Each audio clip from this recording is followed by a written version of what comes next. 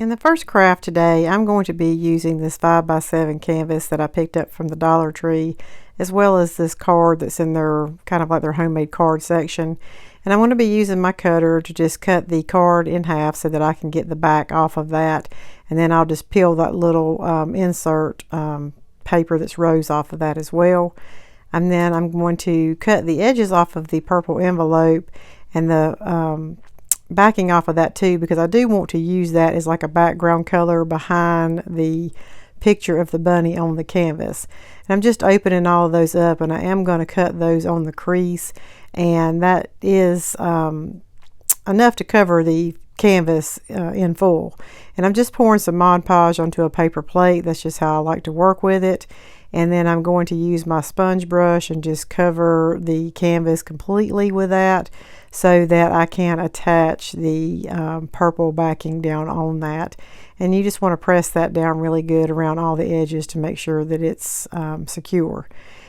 And then after that, I am going to take my card and using some decorative scissors, and this is called Antique. I picked this up. I think that one's from Creative Memories. But I'm just going to trim the edges to give it kind of like a, I don't know, like a rough edge look. You can use any decorative scissors that you want to. I just really like these. And I'm going to trim that all the way around the card and also on the side that's already decorative, just so that it matches what I've got. And once I get this card trimmed up the way that I want it to be, I'm just going to lay it on the top of my purple backing to see where I want that positioned on my canvas. And then I'm just going to flip the card over and apply glue to that, or Mod Podge to that, so that I can secure that down as well. And the next step is I'm going to add some embellishments to decorate this up a little bit. And I've got a napkin here, and I'm just going to open this up and cut off the white edges and just shorten it down a little bit so it makes it easier to cut. And I'm just going to trim or cut out some flowers that I like, that I think would be real pretty on here. And I'm trying to cut it out as close as I can possibly get it to the image. And I also cut out a little purple set of flowers as well as the pink. And I'm just going to put some Mod Podge down onto the picture and then attach the napkin image on top of that. And then I'm just putting some down around the edge, and I'm going to bend that down and just secure that. And it will, because the napkin is so thin, it will just bend right down and stick to it. That's what's so great about this. When you use something thin like a napkin, it actually is like your piece becomes part of whatever it is you're working on. And then I just take some more Mod Podge and go back over the top of each one of those after I get them down where I want them. And I did brush the Mod Podge over the entire surface of the card with the exception of the 3D flowers on the top. The next thing that I want to do is to get this to stand up. So I got one of these clear plastic picture frame stands from the Dollar Tree. And all I'm going to do is just measure that where I want it on the back to go. Put me some hot glue around the edges. And then I'm just going to secure that piece right on the back of my canvas so that I can get that to stand up and not have to use the other ones where you can see it, you know, on the bottom. I just think that looks so much prettier, cleaner and neat, and, you know, clear is always good. So this next DIY project is just so simple and easy. Again, I'm just using some napkins and some Mod Podge, and I'm cutting out some shapes from these napkins. And then I'm just going to take my ceramic piece and cover the area that I'm going to start with some Mod Podge and lay that napkin down on top of that, and then go back over it again to make sure that it's nice and stuck to the piece. And I just continue to do this all the way around. Some of the pieces that I had are a little bit bigger, some are smaller, so you can cut those however you want to do that.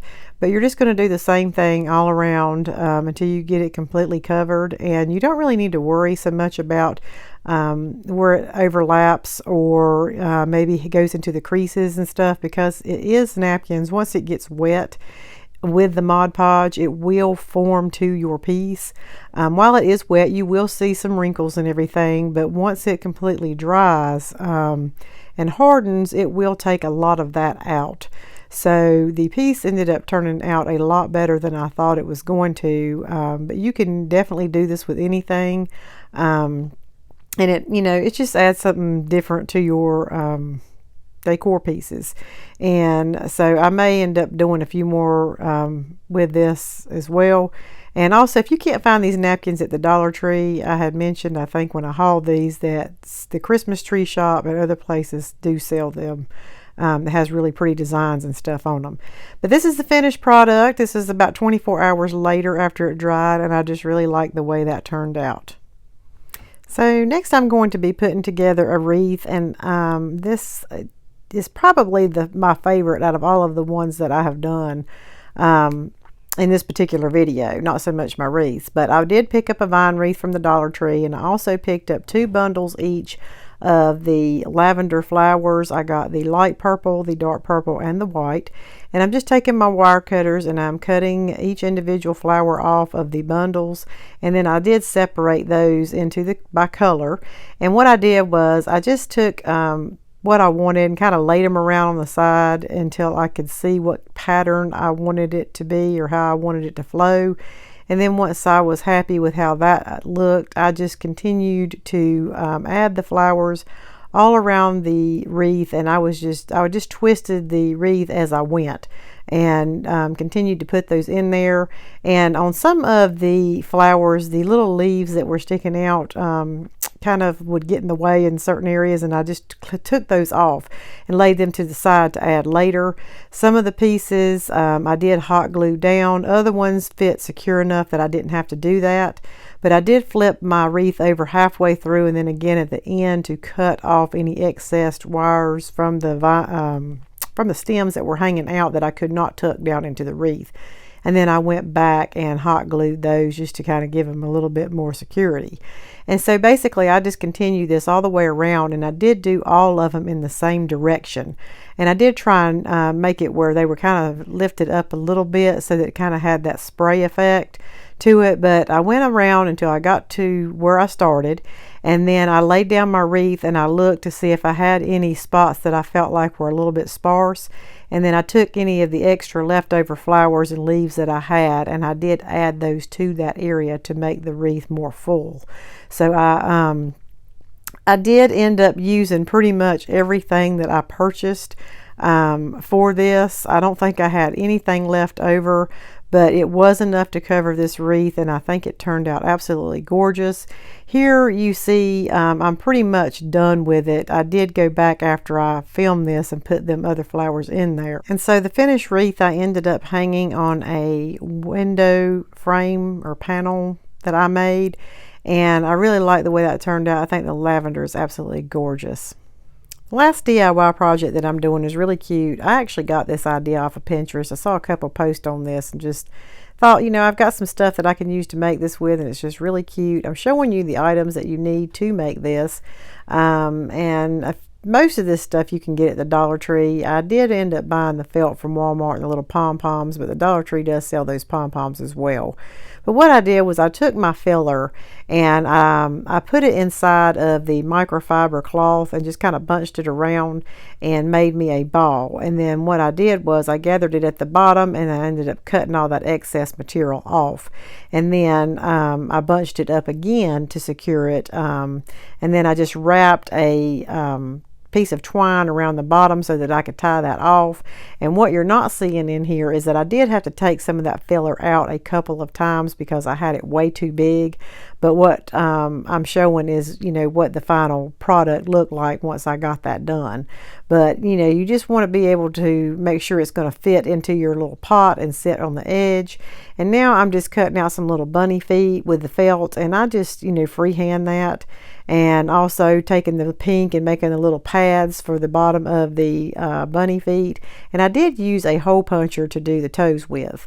Now this part here, I just took some green leftover scrapbook paper that I had and some of my decorative scissors to make some jagged grass, and I put it down inside of the pot and just glued it around the edge. And I did take 2 different shades of green to do that. Now you don't have to add this part at all if you don't want to. After I got done with this, I realized that I probably didn't even need to do it because my original thought was not to add moss, but I did go back and do that. And so the moss kind of pretty much covered it up. So it's really up to you. You can do this or not.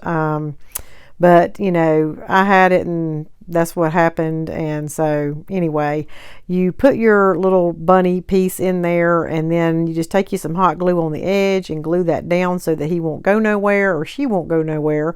And then again, as you can see, I am putting the moss. I had some left over from last year, and I just tucked that down around in there, and I think that really just made it look even cuter, because it looks like he's got his head buried down in there. And I'm just placing the little feet where I wanted them to go before I glued them, and then I'm adding it back on there once I get the glue, so that that's you know, I didn't want to do it without positioning it first, because you do want it to look like he's falling over into the pot. And then adding the little bunny tail, and basically that's it. But is that just super cute or what? Oh my goodness. And you can make these in different colors if you want to. Of course, you might have to find you a different color microfiber cloth.